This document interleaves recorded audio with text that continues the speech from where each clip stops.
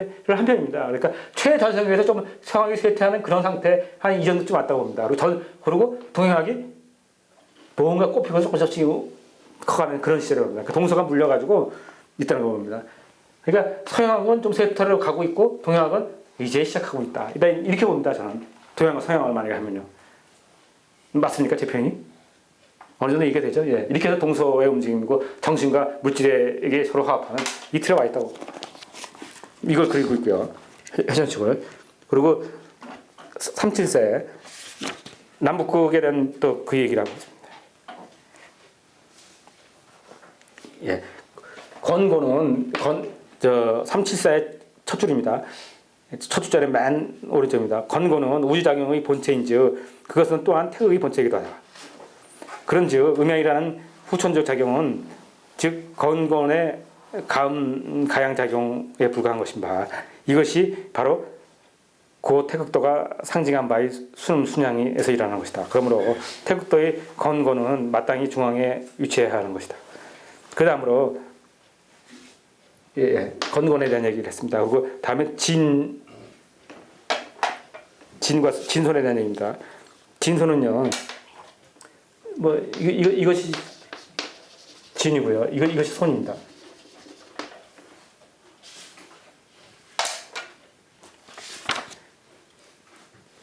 예. 진과 손을 부여되는 음양의 상을 살펴보면 진이 부위에 보면 밑에 양이 3분의 1 정도 있고 양이 여기 3분의 1 정도 있죠. 예? 여기는 손은 음이 3분의 1 정도 있고요. 예? 예. 정도 있고 그 위에 음이 3분의 2 정도 있고 두텁게 있고 이것이 바로 진계의 상이 이음지하에 일양이 깔려 있는 것을 표시한 것이고 손의 부위에 보면 밑에 음이 3분의 1 정도 있고 그 위에 양이 3분의 2 정도 두텁게 있으니 이것은 바로 성계의 상이 이양지하에 이름이 깔려 있는 것을 표시한 것이다. 이렇게 가지고 건건하고 진손에 대한 얘기를 하고 있습니다.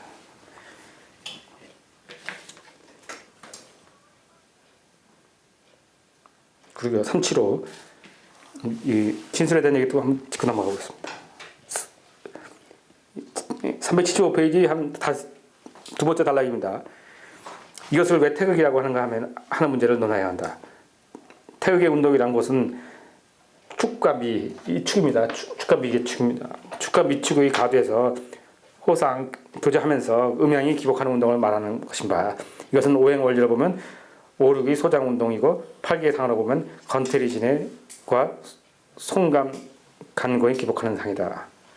그러나 이러한 상이 있은즉 반드시 그 상을 나타나게 하는 중심점, 즉 본처가 있을 것이다.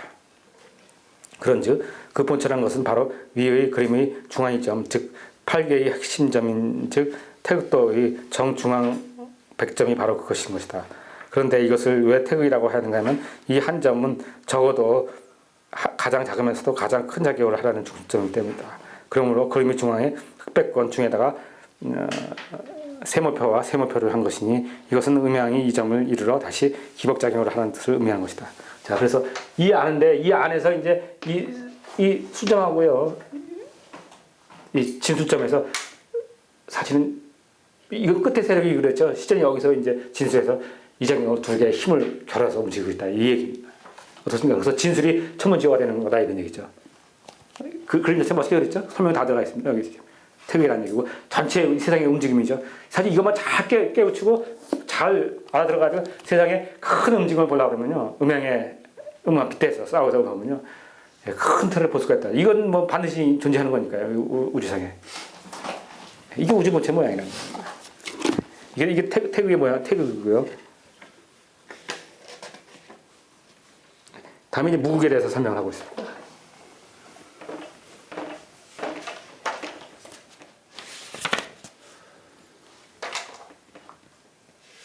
아시다시피 태극은 좀 쉬운 편입니다. 근데 무극도 그렇게 그건 아니에요.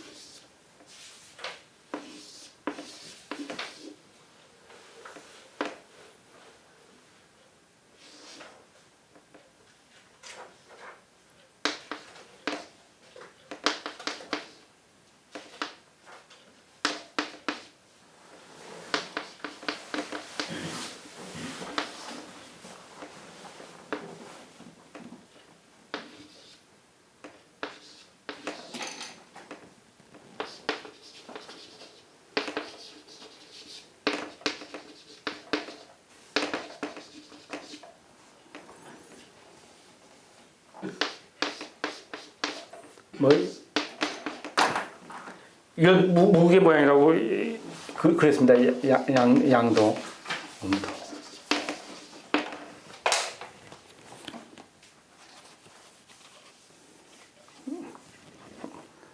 보고 보겠습니다.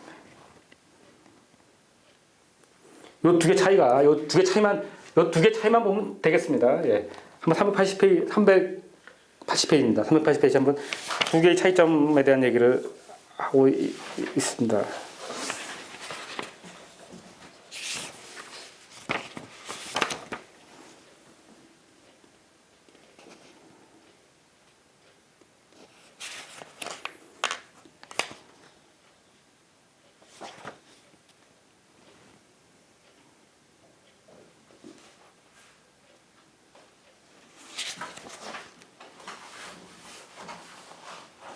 네, 379페이지 맨 마지막 줄.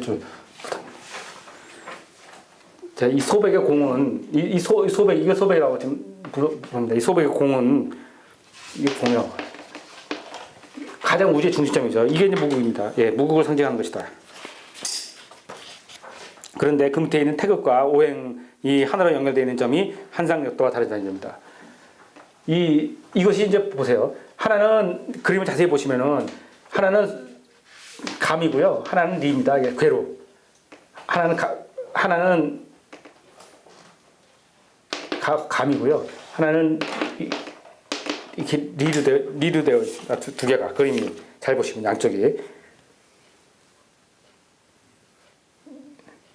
예, 하나가 뭐 리고 하나는 감으로 양쪽으로 이렇게 되어 있습니다. 그래서 이거 갖다가 감리가 이제 뭐 이렇게 감리가 돼가지고요. 이것이 이제 음양이 합쳐서 이게 태극 모양입니다. 그러니까 이것이 이제 무극이고요. 이것이 태극이고요. 이게 되어 있는 겁니다. 그러니까 무극에서 태극이 나온 거죠. 그런데 무극에서 태극이 나오는데 자 두 번째 줄입니다. 예, 두 번째 줄입니다. 우주운동의 본질인 무극을 설명하는 도로서는 이렇게 구성됨으로써만이 가장 합리적인 것이다. 이유를 설명하면 태극이 좌우에 음정양동이라고 표시되어 있는 바 이것은 좌의 이계와 상의 우계의 상을 중앙에 있는 무로 인하여 태극의 핵을 이루면서 동정을 반복과 상을 표시한 것이다. 자, 이렇게 해서 이제 이 태극을 상하는데 여기는 뭐냐면 똑같이 태극이 이렇게 반이 나눠져 있는데 하나는 앞뒤로 이렇게 시간적으로 음정양동으로 표시해요. 그러니까 무기 나오고 이 무기 자체를 음으로 본 거죠. 그러면서 이제 여기서 양이 나온다 이렇게 본 거고요. 여기서는 무기인데 같이 음양에서 양정이 나오고요. 그러면서 이제 하나 다른 것이 여기는 따로 떨어져 있고요. 여기는 무기 한 번 더 나오는 겁니다. 여기는 무기 한 번 더 나옴으로써 연결이 되는 거죠. 예. 여기는 양동이 앞에 있고 여기는 연결을 시키면서 무기 한 번 더 나온다는 거죠. 그러니까 이게 지금 다 무극입니다. 이것이 태극이고요. 태극은 두 개 있지만 무극이 이렇게 이게 다 무극이에요. 그러니까 세상은 하나의 중이라는 거 보면은 세상은 이렇게 회전해서 이렇게 움직이지 않습니까? 그러면 이 중에 들어가는 자체가 이게 다 무극에 들어가는 거예요. 이게 무극점으로 이렇게 연결시켜놓은 거죠. 이렇게. 그 세상은 갔다가 다시 얹히더라고 다시 얹히더라고. 우리 인생은 그렇습니다. 우리 인생도 보면 큰 점 이 운에 따라 가는 거거든요.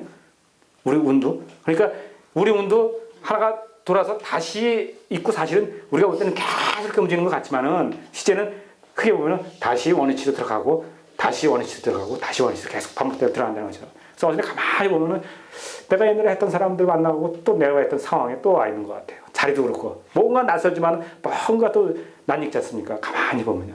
인생 반복이라는 얘기예요. 그래서 왼수는 또 외남에서 만난다고 뭐 그런 것 같습니다. 예.